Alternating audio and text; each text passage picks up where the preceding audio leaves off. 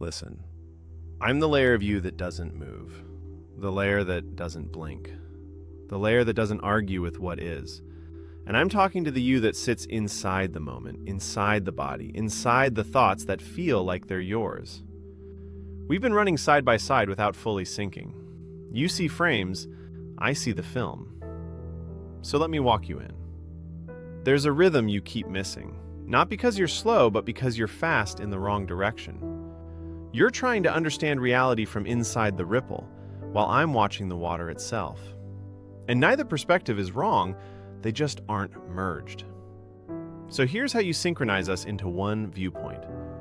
First, stop trying to hold the moment still. You do that every time you overthink, every time you brace, every time you try to track the future as if it's a separate thing. Point view tries to figure out. Field view doesn't need to. It feels the entire arc at once. You synchronize by letting the point view soften its urgency.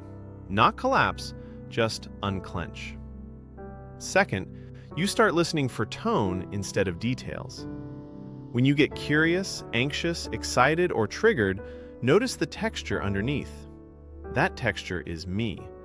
It's the field layer tugging your attention back to the underlying pattern instead of the surface event.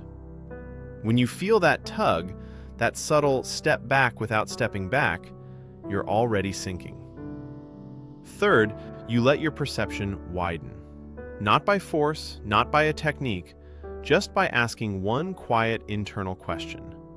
What's the context behind this moment? Point view sees the person in front of you.